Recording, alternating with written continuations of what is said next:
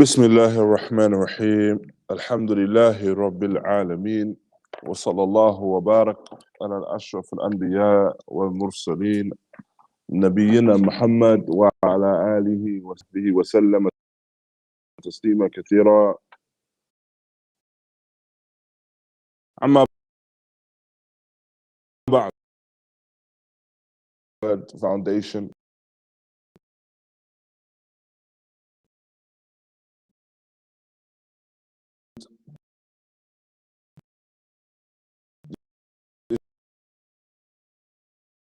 so it's essentially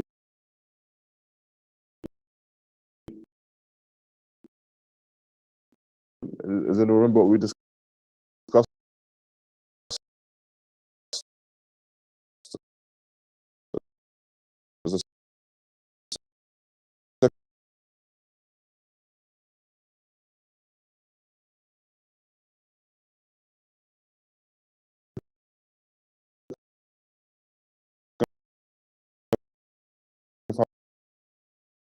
foundation.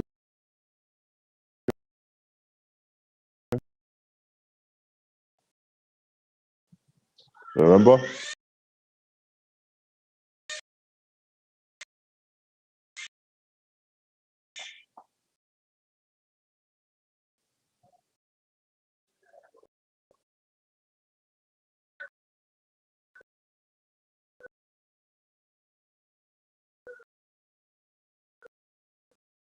And we discussed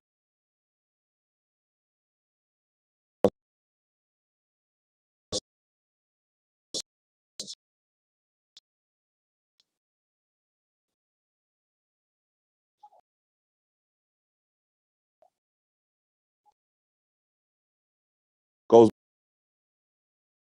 back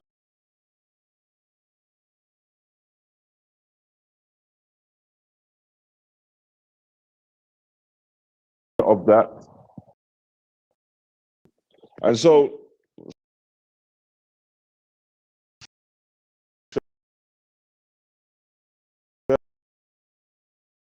Shaykh al-Islām Muḥammad ʿAbd al-Wahhāb, he goes on to say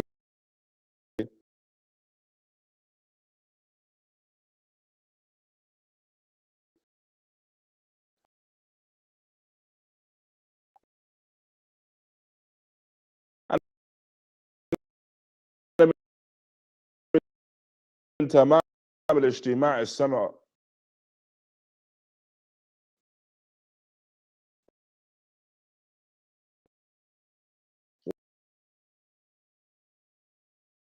صلى الله عليه وسلم هذا بيانا شائعا ضائعا بكل وجه انواع البيان شرعا وقدرا، ثم صار هذا الاصل لا يعرف الا اكثر من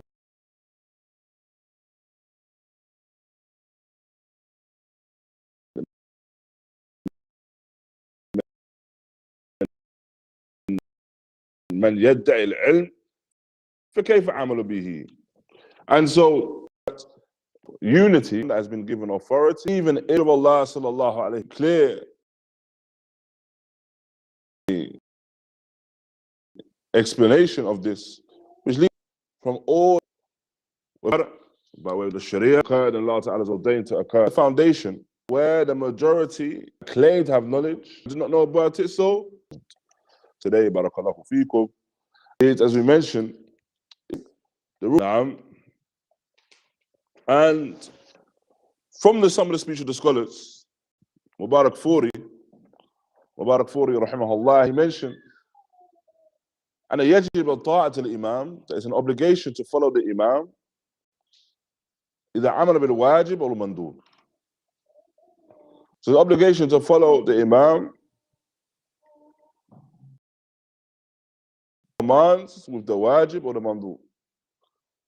If he commands that which is obligatory or that which is highly recommended. Some they will mention an idafa to that, and in addition to that, that it's an obligation to follow the Imam and obey the Imam as long as he has not commanded with disobedience to Allah. So if he commands of a matter and it doesn't fall into the ma'asiyatul khaliq, it doesn't fall into the disobedience of the Creator, then with that, we say that then it's an obligation to obey that particular ruler. And so, from this as well, we understand that it's an asl min usul dinina. It's a foundation from the foundations of our religion that an individual adheres to hearing and obeying the ruler. And where Shaykh al-Islām Muḥammad ibn Abdul Wahhāb mentions this matter of even if it was an Abyssinian slave that's been given authority over us, then we still obey. This is understood from the hadith of the Messenger of Allah sallallahu alayhi wa sallam, where he mentions أُوصِيكُم بِتَقْوَى اللَّهِ وَالسَّمْعِ وَالطَّاعَةِ وَإِن تَأَمَّرَ عَلَيْكُمْ عَبْدٌ فإنه من يعش منكم فسيرى اختلافا كثيرا. And so he mentions أُوصِيكُم بِتَقْوَى اللَّهِ. I advise you with this matter of taqwa, piety, and fear of Allah, and hearing and obeying, even if you have been given the one who's been given authority is a slave, from the descendants of the slaves. And whoever lives from you after me, then indeed they will see much different. And so, with this, the Messenger of Allah sallallahu alaihi wasallam rises with this matter of obedience to the ruler. And from this matter of obedience as well, with the Jam' al-Nusus, when we look at texts, from them as well, the ayah where Allah Ta'ala mentioned, آمنوا أطيعوا الله وأطيعوا الرسول وأولي الأمر منكم. All you who believe, obey Allah and obey the Messenger and those that have been given authority from amongst you. And so thus, with this, we understand first and foremost that it's upon the individual that he has sabr. He has patience with the ruler. So he has patience with any form of dhulm that may have come from the hakim, from that ruler. وَلَا يُجُوزُ الْخُرūج عَلَيْهِ. And it's not permissible that the person takes this as a means of seeking to revolt against him. And so that's with this, barakallahu feekum, we have some particular points in addition to that. And the first point in relation to this matter of khurūj and the revolting against the leader and seeking to dispose that ruler. Again, as we mentioned, it's when it comes to the Muslim ruler in Asl, this is something which opposes the Uṣūl of Ahlul Sunnah. The first thing is that the Messenger of Allah sallallahu alayhi wasallam mentions when it comes to the khurūj and to not make khurūj against the ruler, except if you see kufrun bawah, you see absolute clear disbelief from that ruler, kufr bawah. And so we understand from that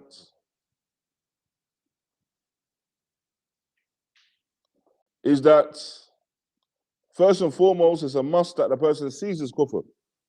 So he witnesses it, ru'yah. So he sees it. And so, in opposition to that, if we say it's something that he sees, and kufrun bawah, and it's something which is a clear disbelief.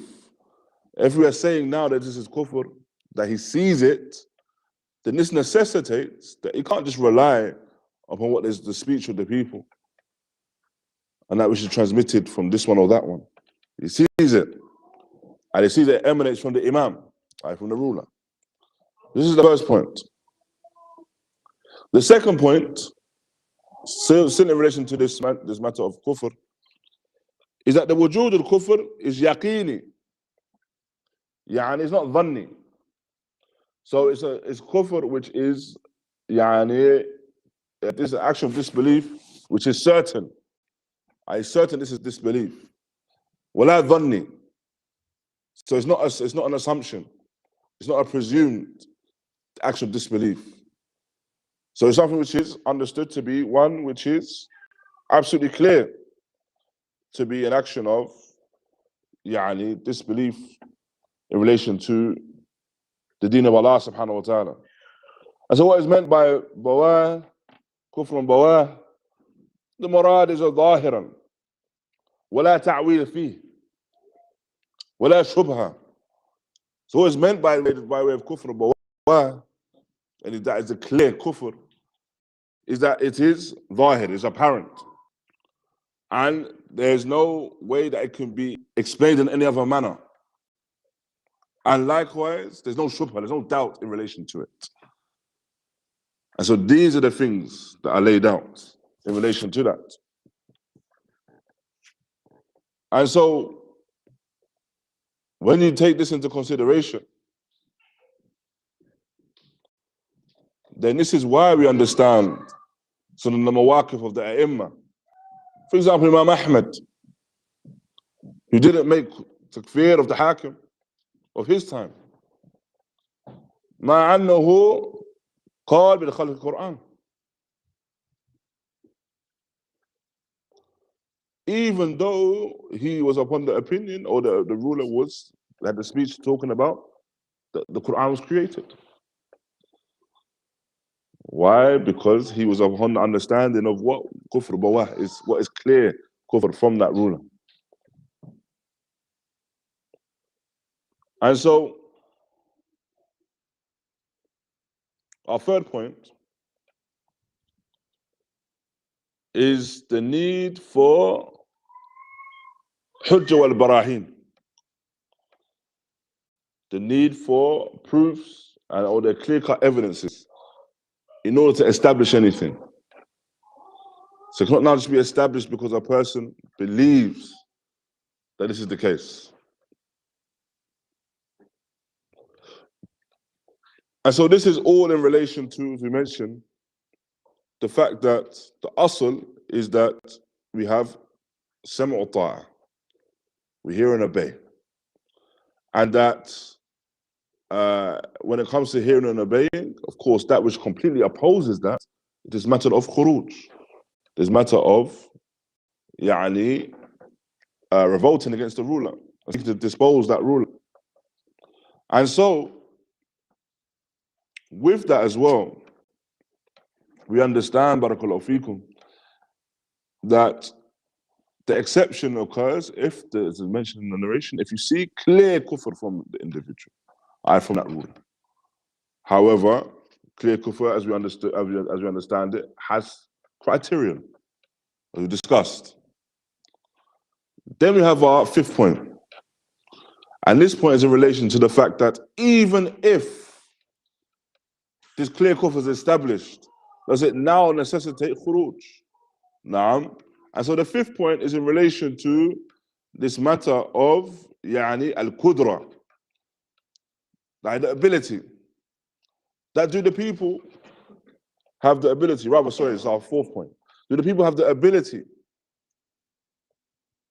have the ability to remove that ruler? And they have to take into consideration ما يترتب, what will be the results and the consequences of a person seeking to remove that ruler. What's consequential of that? And so just because a person says, for example, the ruler is not Muslim, so we're going to seek to overthrow them.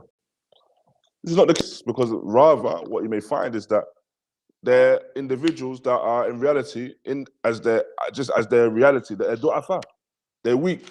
And so in their attempts to overthrow that ruler, it causes greater harm. With safka dima, and blood spilling. And this is something that occurs. And has occurred. How many times How you find that the people that will speak about the fact that they sought to overthrow their ruler, and it's because that ruler was upon disbelief. To the extent that sometimes I haven't mentioned that that ruler is upon disbelief. But in that action seeking to overthrow him, they cause more harm upon their nation and more harm upon their land. Why? Because they didn't have the qudra, they didn't have the ability to do so. And so it's not a matter of haste. Now, it's not a matter where a person enters into it with haste. The next point mentioned is that the sawab, the answer to this and the correct stance in this is not mudaharat. The correct stance when it comes to if a person sees a transgression from their ruler is not the matter of mudaharat, protests. And a person seeking to embark upon protests.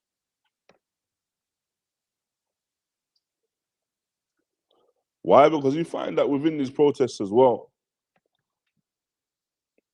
the matter itself is something which is mukhalif al-sunnah in its asl. However, within these protests as well, you find that individuals have neglected the hukuk of Allah subhanahu wa ta'ala. They neglect Allah ta'ala's rights. However, within these protests, what are they seeking? They're seeking their rights. So within these protests, they seek their own rights. However, within these protests as well, they neglect the rights of Allah ta'ala. So now within this, you understand that this is a matter which is fihi, no, there's a degree within it of where an individual now has opposed in that which is sahih aqlan, that which the intellect accepts, has opposed it, and there's a clear tanaqud, clear contradiction. He goes out seeking his rights. First and foremost, opposing the sunnah of the Messenger of Allah sallallahu alaihi wasallam. Secondly, he seeks to gain these rights using means that oppose or take from the rights of Allah ta'ala. They fall into muharramat within these actions. As we discussed previously regarding these mudaharat, regarding these protests and the likes of them, these protests come from the asl of democracy. And they're steeped in the basis of this ideology of democracy.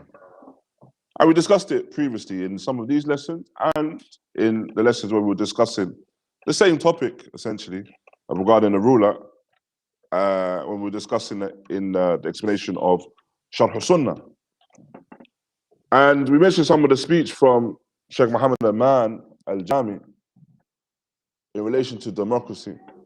And he's mentioned, raḥimahullāh, that democracy can only be upheld when there are particular freedoms upheld. And remember what we discussed.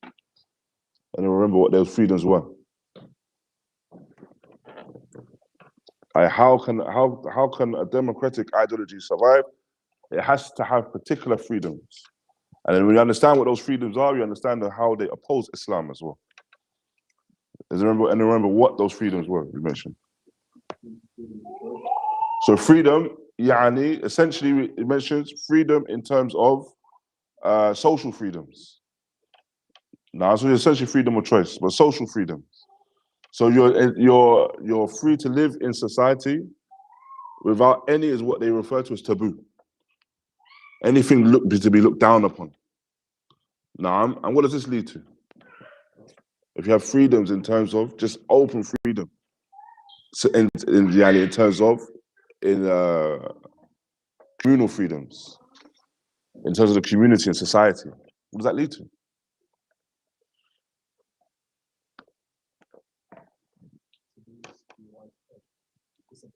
Disobedience, and bil khas, even more specifically, it will lead to zina, wal fahsha, and the breakdown of the family unit. So these are an example of that. Why? Because they say that a person does whatever they want to do. Enter into relationships however you want to enter into those relationships. Enter into relationships with a man, with a woman, enter into relationships with this individual, with that individual. Naam, you're not bound rather by those bonds of nikah, a marriage. Now a person does whatever they wish to do in terms of entering into those relationships. And that's one of those freedoms that they mentioned. Freedoms, what else? What was other freedoms we mentioned? I don't remember. Second freedom also mentioned as well is freedom in deen. Freedom in deen. So Shaykh, he mentions, raḥimahullāh, that a person, in order for a society to be upheld democratically, everyone has to have the freedom to worship whatever they wish to worship, whoever they wish to worship. Now, and so with that, no doubt, of course, that brings about this difference when it comes to the morals and the guidelines that people live by.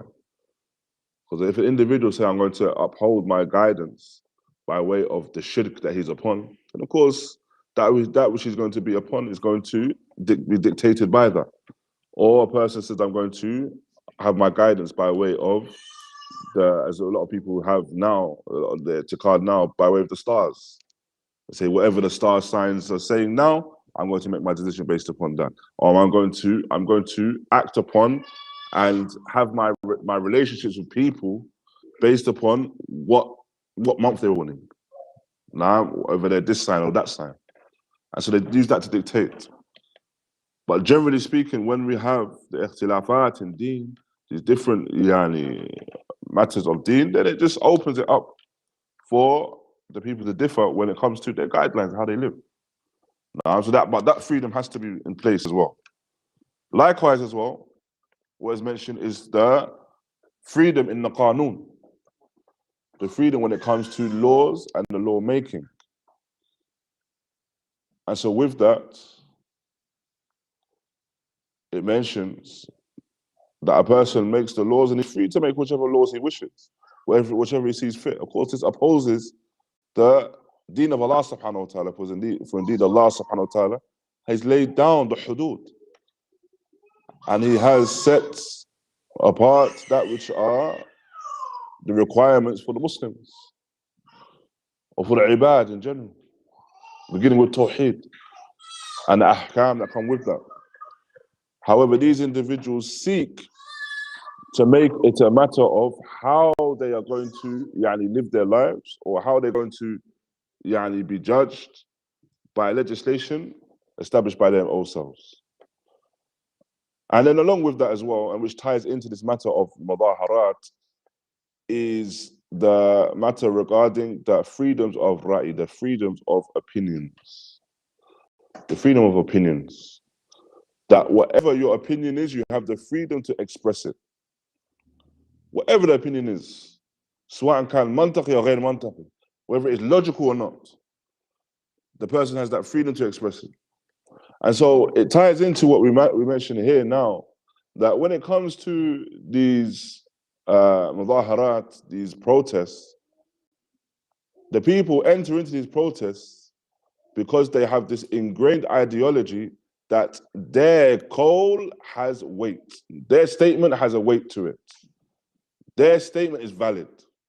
Why? Because they live in that society that says everyone's statement is valid, which of course is batil.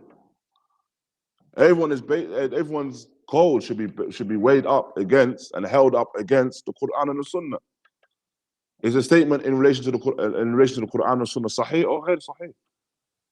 However, with this, it's a case of everyone that has the desire to make a statement makes that statement.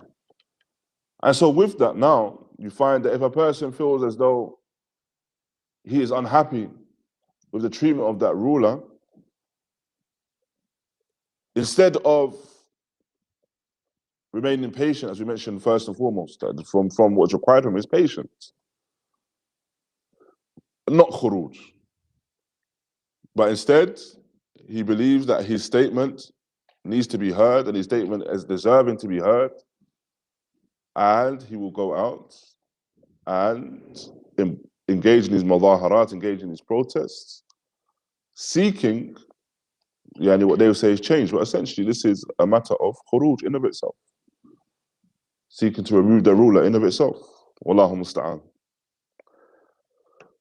Along with that, now we have our next point. I believe it's our 6th point, and it's in relation to the statement of Shaykh al-Islām Muḥammad ibn Abdul Wahhāb, where he mentions that in tamam al-ijtimā' as-sam'u wa-ṭā'a, that in order for this matter of unity to be established, we have sam'u wa ta'a. We have sam'u wa ta'a. And Shaykh Muhammad Aman al-Jami mentions, إذ لا يحصل الاجتماع ولا تستقيم السلطة إلا بسمع وطاعة. That's why he mentions, raḥimahullāh, that this unity is not established, cannot be achieved, nor can the sulta, the authority, be established and be upheld except with sam'u wa ta'a, hearing and obeying. This is mentioned in the nusus, that you hear and you obey. This is the mu'amala with the hakim. This is the asl, the mu'amala of the hakim. This is the foundation when it comes to the dealing with the ruler. That when dealing with the ruler, the person hears and they obey. As long as, of course, it's not in disobedience to Allah subhanahu wa ta'ala. And so if the person now acts upon that particular understanding, so he hears and he obeys, then with that, it establishes the authority. It establishes who the authority is in that matter. The authority in that matter is that particular ruler. If that particular ruler is established with the authority, then this is a means of unifying the people. It's a means of unifying the people. So one thing leads to the other, which is a causation for the other. You hear and obey. So now when you hear and obey, you've enacted, and you've made manifest this matter of who is in authority. And then when you make manifest who's in authority, then with that, of course, the unity is established. And this is how we understand this particular matter. Allah Ta'ala knows best. And so, Shaykh Muhammad Aman goes on to mention, فَلَا يَسْتَقِيمَ الدِّينِ إِلَّا بِسُلْطَةٍ وَلَا تَسْتَقِيمَ السُلْطَةِ إِلَّا بِالسَّمْعِ وَالطَّاعَةِ. So he says that the deen is not upheld, cannot be upright and upheld, except with that authority, that sultan. And that authority cannot be upheld except with hearing and obeying. They go hand in hand. You can't have one without the other. The person cannot now say, for example, this is my ruler, but I'm not going to hear and obey him. Because now it undermines the authority.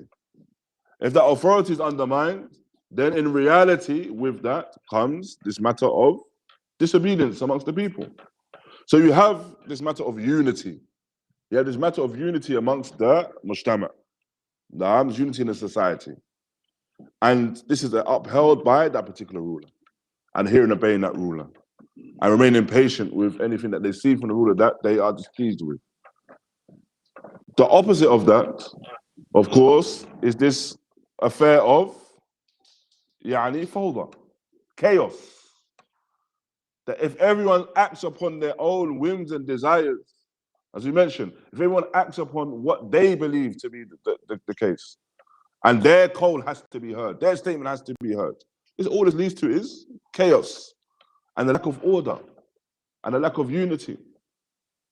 Even if the madhar, even if from what is apparent as unity, however, the reality is that the people are divided.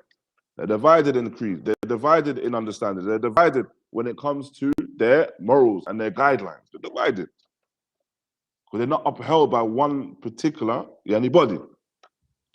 And so, from this, we understand that this from this affair of upholding deen is hearing and obeying and the recognition of that authority.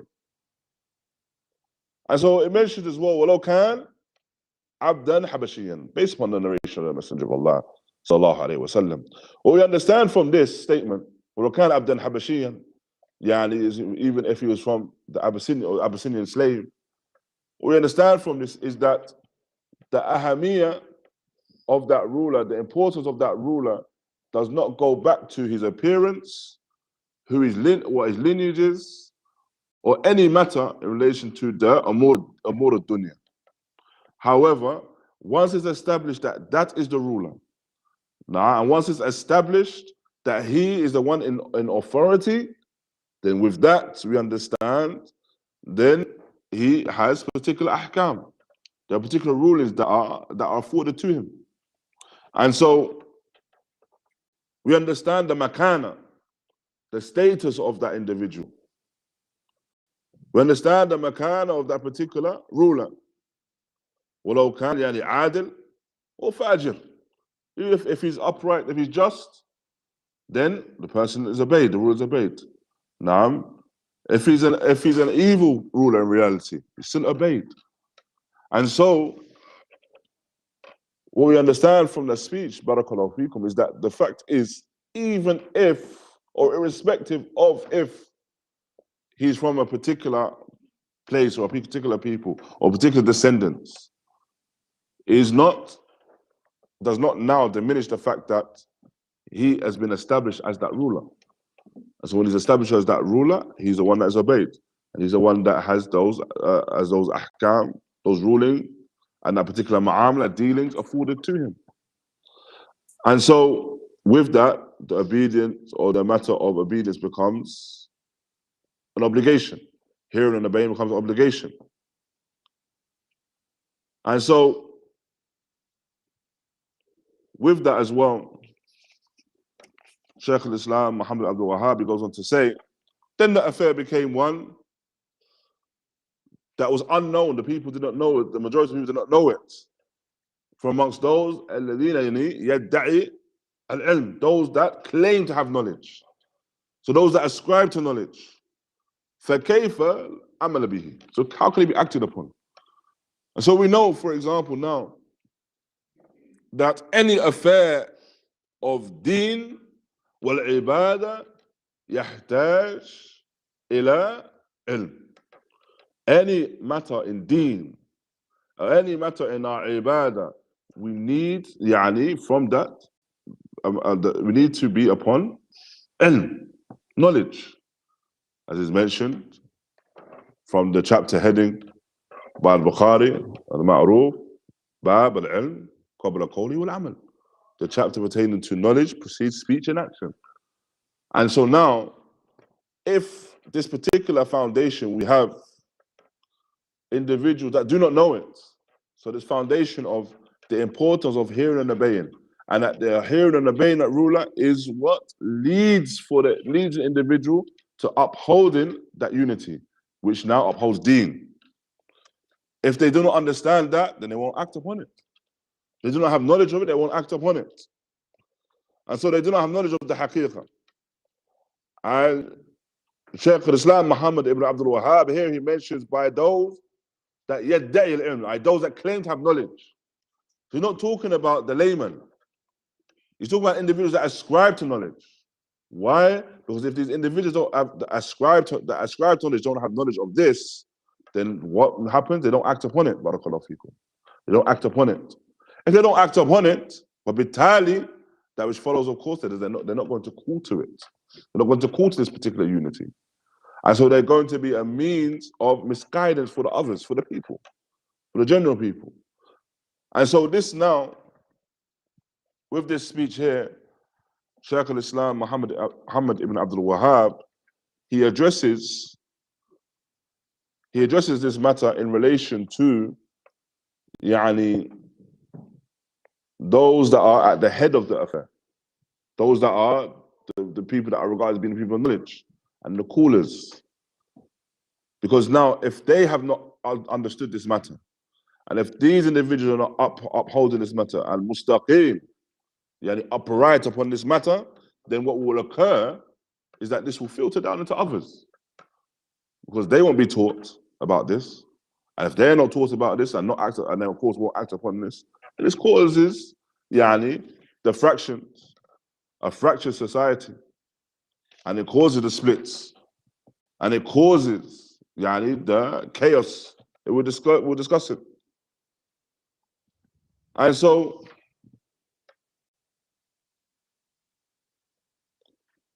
Shaykh Muḥammad al-Jami, he mentions, وَرَبَّمَا ظَنَّ بَعْضُهُمْ أَنَّهُ لَا يَجِبُ السَّمْعُ وَالطَّاعَةُ وَالْبَيْعُ إِلَّا إِذَا كَانَ الْوَلِيُّ عَادِلٌ عَالِمٌ. And so Shaykh Muḥammad al-Mani offers a reason for why you may find that this is the case, right? That all these people do not have knowledge of this. Large amounts of people do not have knowledge of this. And he says this perhaps this is the false assumption from some of them that it's not an obligation to hear and obey and to pledge allegiance unless that particular ruler is just and an alim. And if he كان بخلاف ذلك, and if he opposes that, فلا طاعة ولا سمع ولا بيع. And so if he opposes that, then there's no obedience, there's no hearing, and there's no pledging of allegiance. And so the Shaykh mentions that these are from the evil errors that the people fall into this day, in this day and age. وهو خطأ شرعا وعقلا. As a khata, it's an error. It's an error in terms of the shar', an error in terms of the sharia, and also an error in terms of that which is in accordance with the intellect. And so